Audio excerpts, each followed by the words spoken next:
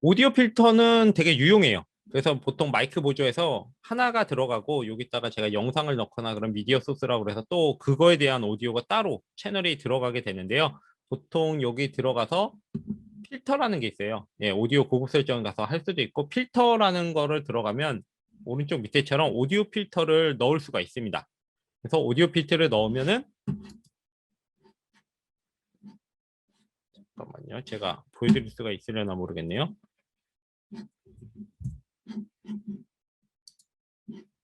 OBS 오디오 필터를 넣으면은 다른 거 여러 가지가 제가 해놓은 게 있는데 소음 억제라는 게 하나 있어요. 소음 억제를 그냥 기본으로만 넣어줘도 마이크나 이런 거에 화이트 노이즈가 거의 사라집니다. 거의 제가 한번 거의 80 최소한 80에서 90%는 사라진다고 볼 수 있고 필요하면은 이게 세기를 약간 조절해서 맞추시면 됩니다.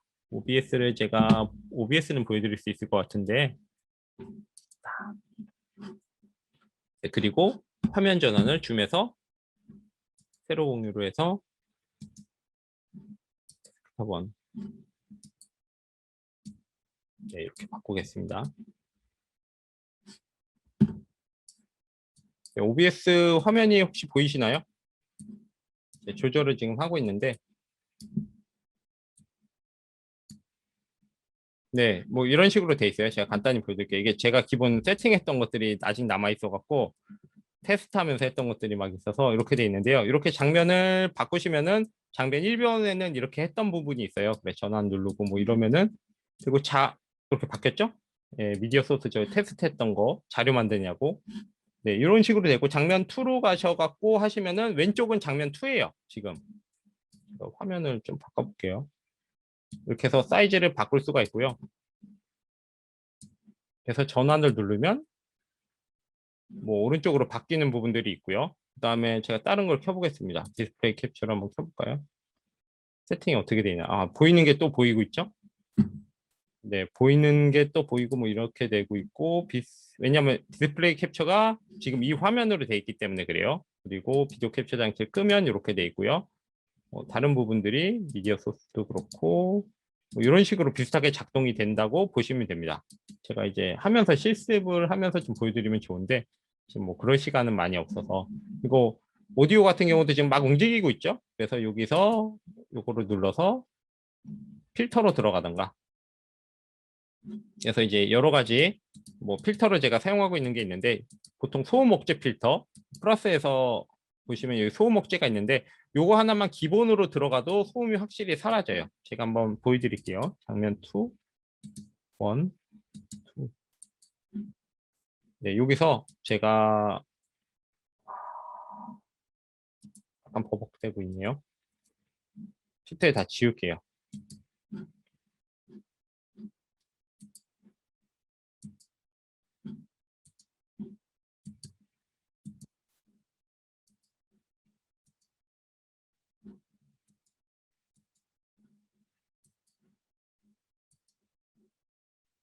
사실 이거 강의를 두 개로 나눠서 했으면 좋겠다 싶었는데 강의가 세 개까지밖에 안 돼갖고 더 이상 할 수가 없었습니다. 네, 지금 보면 제가 가만히 있어도 이 레벨 한번 보세요. 여기 중간에. 네, 말소리가 들리지 않아도 중간에 왔다 갔다 하죠. 예, 이제 다음에 신청이 되면 많이 지원해 주시면 할 수 있을 것 같아요. 네, 사실 이거 앞뒤를 좀 나눠서 하면 좋은데요. 바로 하려니까. 그래서 요 노이즈만 지금 노이즈가 너무 심하게 지금 여러 군데서 지금 들어와서 그런데 노이즈 게이트 정도 잠깐 노이즈 게이트 맞나요?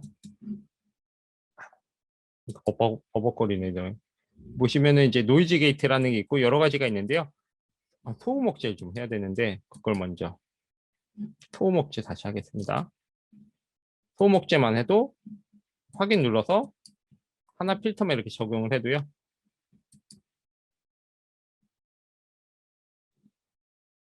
네, 지금 보시면은 제가 말하면은 레벨 비트가 올라가는데 말을 안 하면 네, 이렇게 떨어지죠. 이 정도로 화이트 노이즈가 잡힙니다. 네, 그리고 네, 제가 이 디스플레이 모드로 해놔 편하죠. 왔다 갔다 하면.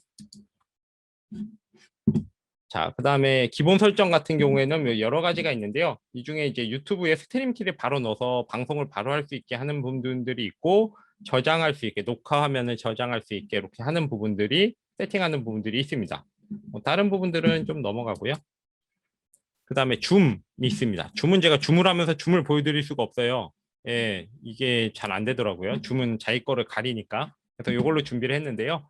보통 처음에 시작을 하시면은 이렇게 돼 있으실 거예요. 예, 줌이 이렇게 돼 있고요. 회의나 참가 이렇게 해서 보통 참가를 많이 하시죠. 예, 강사분들 아니면 참가를 하시면은 되거나 뭐 아이디나 이 방 번호 넣는 거, 회의 참가 이렇게 넣는 거, 비번 넣는 게 있고, 아니면 참가 링크를 받아요. 여러분들 받으신 것처럼 그런 부분들이 있고요. 회의를 예약을 할 수가 있습니다. 그리고 강의할 때는 당연히 새 회의를 누르시면 돼요. 뭐 다른 설정을 특별히 이름 설정할 필요는 여기선 없고, 바로 여는 거는 그냥 바로 회의가 들어갑니다. 네, 그래서 요 메인 화면과 그리고 실제로 요 하는 회의 갤러리처럼 이렇게 화면이 나오는 화면이 이렇게 보통 나오고요. 이렇게 두 가지 화면으로 돼 있고, 그다음에 오디오 연결이라고 해서 이게 처음에 하면은 여러분들도 보셨다시피 컴퓨터 오디오로 참가를 누르시면 되고요. 혹시 모르시면 테스트를 먼저 해보실 수는 있어요. 요거 그냥 누르시면 참가가 되는 부분이고, 설정이 이제 들어가면 굉장히 많습니다. 뭐 줌 화면에 뭐 이렇게 톱니바퀴 모양을 누르면 여러 가지가 있는데요. 여기서 보시면 듀얼 모니터 사용을 누르시면은 듀얼 모니터에 사용하기 편리한 인터페이스로 조금 바뀌게 돼요. 그래서 그거 부분 체크를 해주시면 되고, 회의 컨트롤 항상 보기가 원래 체크가 안 돼 있거든요. 근데 이게 뭐냐면은 회의할 때 이렇게 나오는 거예요, 밑에. 왜 강의를 하시면 여기가 좀 더 많은 것들이 나와요. 녹화를 할 수 있거나 이런 부분들이 있는데요. 이런 부분들이 하다 보면 중간에 화면을 가리니까 사라져요. 자동으로 들어갑니다. 근데 화면 공유를 하려면 이거 어딘지 몰라서 막 마우스로 왔다 갔다 찾아야 되고 힘들 때가 있어서, 그런 게 힘드신 분은 항상 표시를 해 놓으시면 되는 것 때문에 제가 체크를 해놨습니다. 그리고 비디오 설정 같은 경우에는 미러링이 있어서 지금처럼 제가 이게 오른쪽으로 하면 오른쪽 되고 거울처럼 되는 게 있고요. 만약에 다른 화면을 보여줘야 되는데 하게 되면은 이제 제가 보면 이 화면 같은 경우는 미러링이 돼 있으면 제가 움직이는 거랑 반대로 보이기 때문에 이런 경우에는 미러링을 좀 풀어야 되는 경우들이 있습니다.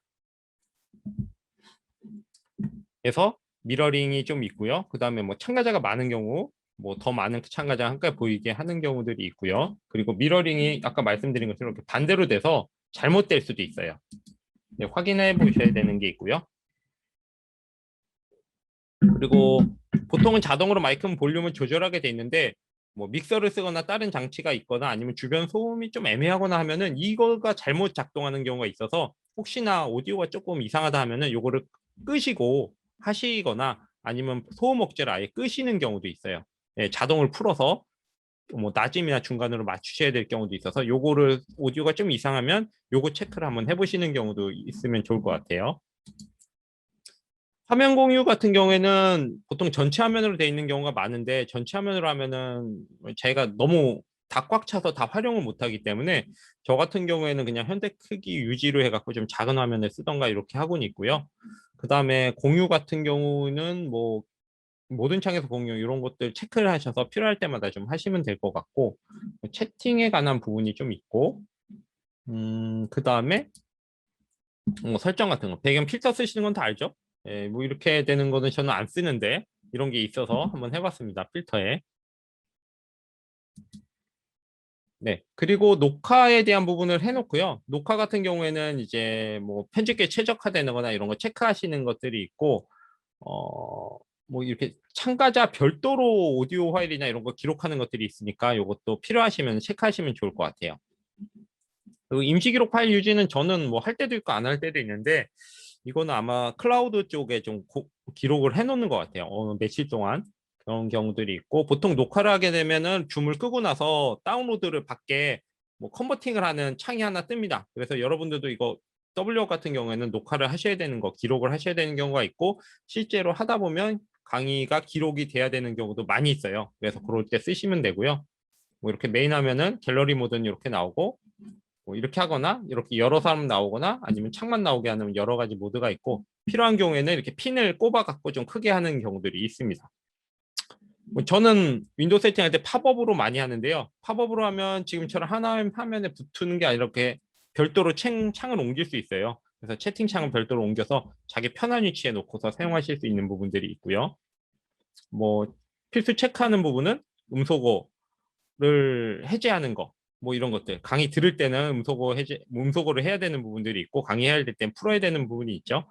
그리고 이거 버튼 누르면 뭐 시스템과 동일하거나 아니면 다른 오디오 믹서 이런 것들, 카메라를 쓸 수 있는 것들이 나옵니다.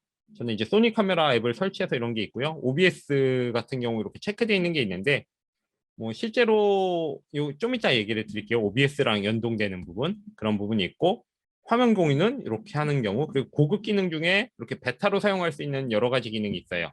그래서 한번 사용해 보시면 좋을 것 같은데 저는 여기 데스크탑 줌도 데스크탑 1, 2 이렇게 듀얼 모니터가 있는데 이 한 모니터를 설정해서 갖다 놔서 바로 이렇게 보일 수 있게끔 이렇게 하는 경우가 가장 직관적이어서 다른 분들한테도 많이 권유를 드립니다. 화면 공유 계속 누르고 있으면 시간만 더 많이 들어가고요.